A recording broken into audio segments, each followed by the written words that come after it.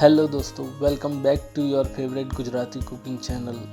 આજે આપણે બનાવવાના છીએ એકદમ ચટપટું સ્પેશિયલ હોમમેડ ચવાણું, જે તમે ગરમા ગરમ ચાય સાથે એન્જોય કરી શકો છો। મિત્રો, ચવાણું બનાવવા માટે આપણને જોઈશે 10 થી 12 મઠિયા પાપડ, 100 ગ્રામ ચણાની દાળ, 20 થી 25 પત્તા મીઠો લીમડો, 100 ગ્રામ કાચી સિંગ, 100 ગ્રામ સૂકું કોપરું, 500 ગ્રામ ચોખાના પૌવા, 500 ગ્રામ મકાઈ પૌવા, 1 પેકેટ મમરા, 250 ગ્રામ ચના જોર ગરમ, 500 ગ્રામ ગાંઠિયા। ચવાણું બનાવવાનું શરૂ કરીશું। કાચી સિંગને જારામાં જ રાખીને તેલમાં ડીપ કરવાની છે, જેથી એ ફ્રાય થઈ જશે। સેમ રીતે સૂકા કોપરાને પણ ફ્રાય કરી લઈશું। સૂકા કોપરાનો ટેસ્ટ ચવાણામાં ખૂબ જ ટેસ્ટી લાગવાનો છે। બધી જ વસ્તુઓ ફ્રાય કરીને એક મોટા વાસણમાં કલેક્ટ કરીશું। હવે મીઠા લીમડાને કરી લઈએ ફ્રાય। મીઠા લીમડાથી એકદમ તાજગી આવી જશે આપણા ચવાણામાં। 100 ગ્રામ કાચી ચણાની દાળ લીધી છે, એને સરસ રીતે 2 થી 5 મિનિટ સુધી તેલમાં થવા દઈશું। નેક્સ્ટ ખૂબ જ ટેસ્ટી એવા મકાઈના પૌવા લઈશું। થોડા કરીને એને તળતા રહીશું અને એક બીજા અલગ વાસણમાં એને જમા કરીશું, જેથી એના ઉપર આપણે મસાલો ભભરાવી શકીએ। અહીંયા અમે માર્કેટમાં મળતી એક ફૂલ મકાઈ પૌવાના પેકેટનો યુઝ કરેલો છે। મકાઈના પૌવાને ફ્રાય થતાં બહુ વાર નહીં લાગે, તો લો હીટ ઉપર આપણે 2 મિનિટ સુધી એને કરીશું, તો તળાઈને સરસ રીતે બહાર આવી જશે। મઠિયા પાપડને પણ ફ્રાય કરી લઈશું। આપણે લગભગ 8 થી 10 મઠિયા પાપડ, અને તમને પસંદ હોય તો અડદના પાપડ પણ લીધા છે થોડા, એ તમે ફ્રાય કરી શકો છો। કલર ચેન્જ થવાની રાહ નહીં જોઈએ, કેમ કે મઠિયા પાપડ તરત જ બળી જતા હોય છે। હવે આપણે ચોખાના પૌવા લઈ લઈશું, જેને ફ્લેટ એન્ડ રાઈસ પણ કહેવામાં આવે છે। આપણે આ સ્ટેપ લાસ્ટમાં કરીશું, કેમ કે ચોખાના પૌવા બધું જ તેલ શોષી લેશે।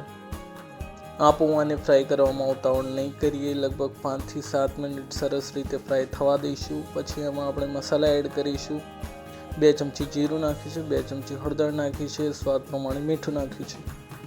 ઉપરથી 2 ચમચી આપણે પાવડર્ડ શુગર એટલે કે દળેલી ખાંડ પણ એડ કરી લઈશું, કેમ કે આપણું ચવાણું તીખું નહીં પણ ચટપટું રહેવાનું છે। ચોખાના પૌવા સરસ રીતે ફ્રાય થઈ ગયા બાદ આપણે એને એક અલગ વાસણમાં લઈ લઈશું। અલગ વાસણમાં લેતા પહેલાં આપણે એનામાં રહેલું એક્સ્ટ્રા જે તેલ છે એને નિતારી લઈશું। ચોખાના પૌવાથી આપણા ચવાણામાં એક મીઠાશ અને ટેક્સચર એડ થશે। હવે આપણે બધું મિક્સ કરીશું। એક વાસણ કે જેમાં આપણે ટોપરું ચણાની દાળને લીધેલું હતું, એમાં આપણે મકાઈના પૌવા એડ કરી લઈશું। ઉપરથી મઠિયા અને અડદના પાપડનો જે ચૂરો કરેલો છે એ એડ કરી લઈશું। 2 ચમચી ખાંડનો પાવડર એડ કરીશું।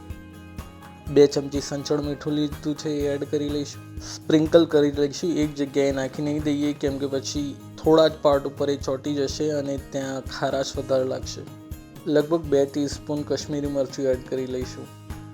હવે બધી જ વસ્તુઓને સરસ રીતે હાથ વડે મિક્સ કરી લઈશું। ચમચાનો ઉપયોગ નહીં કરીએ, કેમ કે એનાથી દરેક જગ્યાએ મસાલો નહીં જાય। હવે ચોખાના પૌવા પણ એડ કરી લઈશું।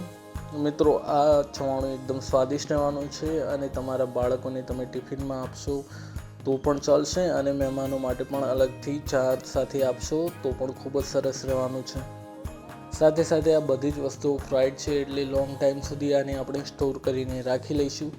લગભગ 1 મહિના સુધી આ ચવાણાને કંઈ થવાનું નથી, તો મોટા ડબ્બામાં તમે ભરીને રાખશો તો 1 મહિના સુધી તમારે સરસ નાસ્તો થઈ રહેશે। હજી આ ચવાણામાં આપણું મેઇન ઇન્ગ્રીડિયન્ટ આવવાનું બાકી છે, તો જઈશું અને મેઇન ઇન્ગ્રીડિયન્ટ તૈયાર કરી લઈશું। એક પેનમાં લગભગ 2 થી 3 ટેબલ સ્પૂન કુકિંગ ઓઇલ લઈશું। એમાં આપણે મીઠું નાખીશું સ્વાદ પ્રમાણે। 2 થી 3 ચમચી જીરું પાવડર નાખીશું। 2 ચમચી હળદર પાવડર નાખીશું। 1 ચમચી તીખું મરચું નાખીશું તીખાશ માટે, અને 2 ચમચી આપણે કશ્મીરી મરચું વાપરીશું, જેથી આપણા ચવાણાની રંગત એકદમ સરસ લાગે। આપણો મસાલો તેલમાં શેકાઈ જાય, મતલબ કે એનું કાચાપણું નીકળી જાય, એટલે આપણે એમાં મમરા એડ કરી દઈશું। એકદમ લાર્જ ક્વોન્ટિટીમાં આપણે ચવાણું બનાવ્યું છે। સરસ રીતે બધું મિક્સ કરી લઈશું, જેથી મસાલો આપણા મમરા પર ચોંટી જાય।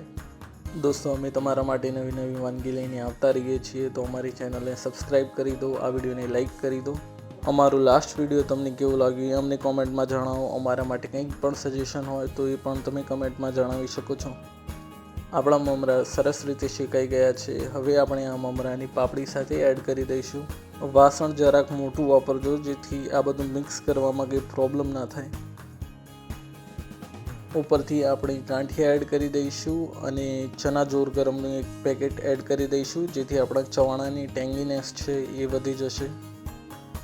આ બંને આઇટમ માર્કેટમાં ઇઝીલી અવેલેબલ છે. ચના જોર ગરમ બનાવવામાં વધારે વાર થાય છે, એટલે આપણે માર્કેટથી જ લઈને એડ કરી દઈશું. હવે બસ ફાઇનલી એકવાર આ બધું મિક્સ કરી લઈશું અને આપણું ચવાણું લગભગ તૈયાર છે. એનો કલર પણ એકદમ મસ્ત આવે છે અને સ્વાદ પણ બજારના ચવાણા કરતાં પણ બેટર છે.